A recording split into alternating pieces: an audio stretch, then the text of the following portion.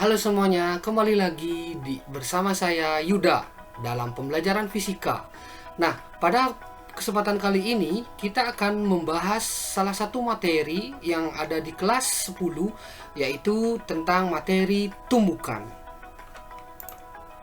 Nah, sebelum ke materi tumbukan, kita akan membahas dulu materi tentang hukum kekekalan momentum, di mana hukum kekekalan momentum itu menyatakan bahwa jumlah vektor momentum total sebuah benda sebelum tumbukan itu akan sama dengan momentum total benda setelah tumbukan.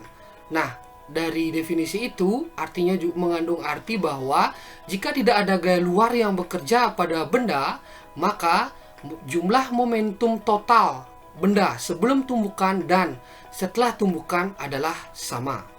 Nah, dari definisi itu dapat kita tuliskan persamaannya, yaitu persamaannya M1 kali V1 ditambah dengan M2 kali V2 sama dengan M1 kali V1 aksen ditambah dengan M2 kali V2 aksen. Nah, di mana M1 dan M2 itu merupakan massa benda, sedangkan F1 dan F2 itu merupakan kecepatan benda sebelum tumbukan. Sedangkan F1 aksen dan F2 aksen itu adalah kecepatan benda setelah tumbukan. Nah, perlu kalian ketahui bahwa V bernilai positif itu apabila bergerak ke arah kanan, sedangkan V bernilai negatif apabila benda bergerak ke arah kiri. Nah, itu perlu kalian ketahui ya. Nah, untuk tumbukan itu adalah suatu peristiwa yang terjadi pada sebuah benda yang saling menumbuk. Benda yang saling menumbuk atau salah satu benda menumbuk benda lainnya.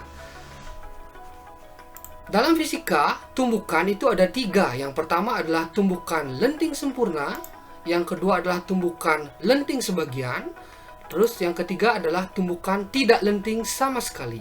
Nah, pada pembelajaran kali ini kita bahas satu persatu ya. Nah, pertama itu adalah tumbukan lenting sempurna, di mana tumbukan lenting sempurna ini terjadi apabila kelajuan relatif kedua benda sebelum tumbukan sama dengan kelajuan relatif benda setelah tumbukan. Nah, pada tumbukan lenting sempurna ini berlaku hukum kekekalan energi kinetik dan juga hukum kekekalan momentum. Yang didapat dengan persamaan ini ya tentunya tidak jauh beda ya dengan persamaan hukum momentum tadi.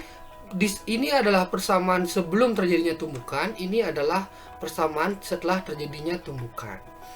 Nah, tumbukan lenting sempurna ini memiliki sebuah koefisien restitusi namanya, atau disingkat dengan E atau disimbolkan dengan E yang bernilai 1. Di mana untuk menentukan persamaan dari koefisien restitusi ini dapat dicari dengan persamaan min dalam kurung V1 aksen min V2 aksen per V1 min V2, di mana V1 aksen dan V2 aksen ini merupakan kecepatan benda setelah tumbukan dan V1 dan V2 itu merupakan kecepatan benda sebelum tumbukan. Nah, untuk lebih memahami materi tentang tumbukan lenting sempurna, ada kasus. Contoh, pada mulanya dua buah benda bermassa M1 dan M2 itu memiliki kecepatan V1 dan V2. Kedua benda bergerak saling mendekati, di mana M1 mendekati M2, M2 juga mendekati M1. Nah, berarti kalau sudah pergerakannya mendekati, salah satu nilai V-nya pasti negatif, yaitu pertamanya V1-nya bernilai positif, V2-nya bernilai negatif. Nah, setelah tumbukan apa yang terjadi? Coba kita lihat. Ya, setelah tumbukan, kedua benda berbalik arah, di mana M1 berbalik arah dengan arah awalnya, M2 juga berbalik arah dengan arah awalnya. Sehingga kecepatannya yang pertamanya M1 tadi V-nya positif, setelah tumbukan jadi negatif, V2 pertamanya negatif, kemudian menjadi positif. Selanjutnya yaitu tumbukan lenting sebagian. Tumbukan lenting sebagian terjadi ketika total energi kinetik total tumbukan tidak sama dengan energi kinetik total sebelum tumbukan. Nah, untuk energi kinetik, untuk tumbukan lenting sebagian itu persamaannya mirip dengan persamaan lenting sempurna, akan tetapi yang membedakannya itu adalah nilai koefisien restitusinya, di mana E-nya itu adalah berada di kisaran lebih dari 0 kurang dari 1. Persamaan E-nya juga sama, yaitu min V1 aksen min V2 aksen per V1 min V2. Kemudian, kasus dari tumbukan lenting sebagian ini mirip dengan lenting sempurna, di mana pertamanya M1 bergerak menumbuk bola M2 yang diam. Kemudian setelah tumbukan, apa yang terjadi? Ya, bisa kita lihat setelah tumbukan, pertama M2 itu diam atau bisa dikatakan kecepatannya 0. Setelah ditumbuk oleh benda M1, M2 itu bergerak, yaitu memiliki kecepatan setelah tumbukan itu bernilai tidak 0 lagi karena sudah bergerak. Kemudian M1 juga sama, tetapi arahnya yang berlawanan. Seperti itu. Bisa dimudahkan. Kemudian yang terakhir itu adalah tumbukan tak lenting sama sekali atau tidak lenting sama sekali, di mana tumbukan ini terjadi apabila benda bertumbukan, kedua benda saling bertumbukan. Itu setelah tumbukan yang terjadi adalah benda menempel atau bergabung. Nah, setelah terjadi peristiwa itu, maka dapat dikatakan bahwa kecepatan kedua benda setelah tumbukan itu adalah sama. Nah, untuk tumbukan tak lenting sama sekali itu memenuhi persamaan ini, M1 kali MV1 ditambah dengan M2 kali V2 sama dengan M1 tambah M2 kali V aksen. Makna persamaan ini menyatakan bahwa kecepatan kedua benda yang pertamanya itu adalah V1 dan V2 setelah tumbukan itu adalah sama yang disimbolkan dengan V aksen, atau dengan kata lain V1 aksen itu sama dengan V2 aksen itu sama dengan V aksen. Kemudian untuk koefisien restitusinya untuk tak lenting tumbukan tak lenting itu nilai E-nya sama dengan 0. Nah, ini seperti yang saya jelaskan tadi, di mana V1 aksen itu sama dengan V2 aksen itu sama dengan V aksen. Nah, contoh bendanya seperti ini. Mula-mula benda bergerak berlawanan arah atau searah. Seperti lihat di simulasi. Nah, bergerak berlawanan arah. Nah, setelah tumbukan, kedua benda yaitu M1 dan M2 menjadi satu. Setelah itu bergerak searah. Nah, ini ya yang disebut dengan tumbukan tak lenting sama sekali. Nah, dari ketiga jenis tumbukan itu banyak kita temui dalam kehidupan sehari-hari. Contoh dari tumbukan lenting sempurna bisa kita temui pada kasus permainan biliar. Kemudian tak lenting sama sekali itu bisa kita lihat pada kasus pelemparan bola bekel, di mana setelah dilempar bola lama-kelamaan tingginya akan berbeda-beda. Kemudian untuk tumbukan tak lenting sama sekali, contohnya bisa kita lihat misalkan ada suatu mobil menabrak suatu warung itu misalkan. Nah, setelah tumbukan ya benda jadi satu dan kecepatannya pasti akan sama. Nah, begitu konsep dari ketiga jenis tumbukan yang ada di fisika, yaitu tumbukan lenting sempurna, lenting sebagian, dan tak lenting sama sekali. Nah, untuk bisa lebih memahami konsep itu, kita akan coba beberapa soal yang berkaitan dengan tumbukan. Yang pertama, misalkan dua buah bola bermasa identik bergerak saling mendekati dan kedua bola mengalami tumbukan lenting sempurna. Jika kecepatan kedua bola masing-masing adalah 10 meter per sekon dan 20 meter per sekon, tentukan kecepatan masing-masing bola setelah tumbukan. Nah, dari soal ini dapat kita ketahui bahwa kedua benda memiliki massa yang sama, identik itu sama. Kemudian bergerak saling mendekati. Nah, berarti salah satu benda nilainya negatif karena saling mendekati. Contoh, misalkan 10 meter benda 10 meter per sekon ini bergerak ke kanan, kemudian 20 ini bergerak ke kiri, sehingga salah satunya adalah bernilai negatif. Ya, kita coba lihat kita digambar. Di mana bola 1 bermassa M1 ini bergerak mendekati bola M2 dan M2 juga mendekati M1. Nah, setelah tumbukan, berapa kecepatan kedua bola ini? Yang pertama tadi V1-nya 10, V2-nya ini adalah min 20. Nah, berapa kecepatannya? Nah, bisa kita analisis menggunakan hukum kekekalan momentum. Nah, di mana persamaannya itu adalah M1 kali V1 ditambah dengan M2 kali V2 sama dengan M1 kali V1 aksen ditambah dengan M2 kali V2 aksen. Di sini di soal, karena massa kedua benda itu sama, masanya kita bisa coret nih dalam soal. Sehingga yang kita masukkan itu adalah nilai kecepatannya saja.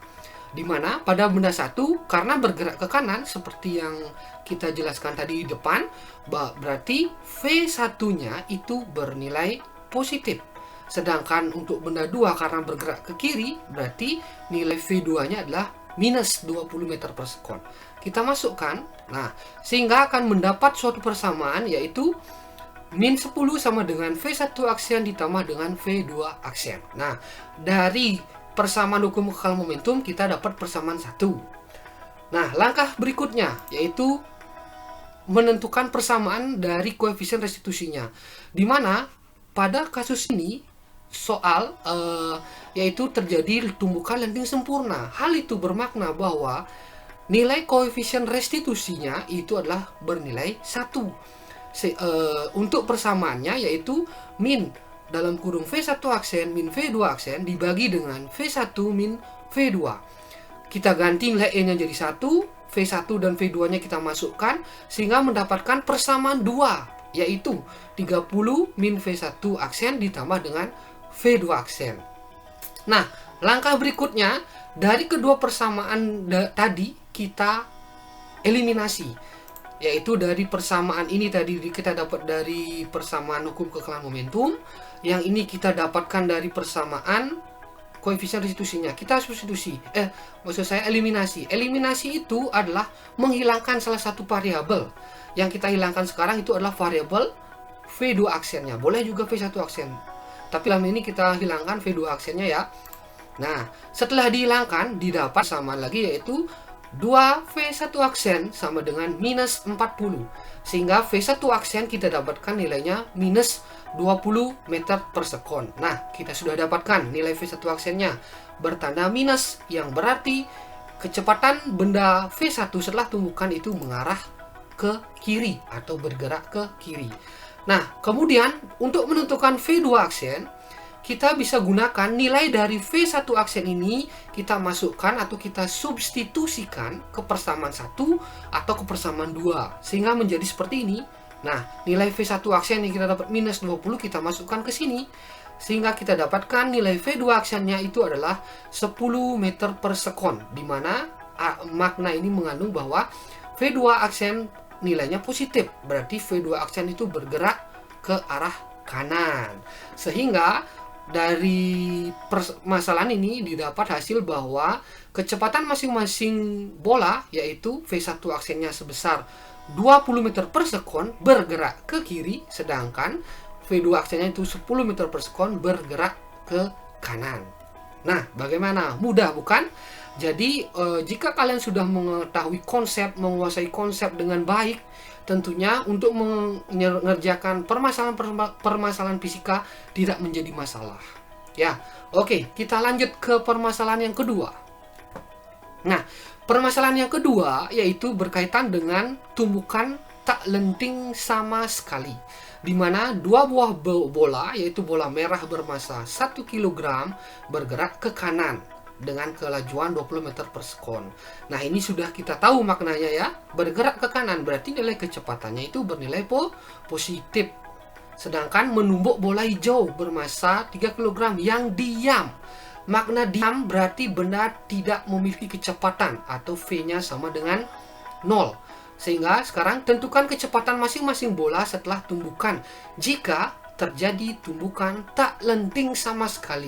Nah, makna tak lenting sama sekali seperti yang kita jelaskan tadi, bahwa setelah tumbukan kedua benda menjadi satu dan memiliki kecepatan yang sama. Sehingga dari permasalahan ini kita dapatkan, nah seperti ini.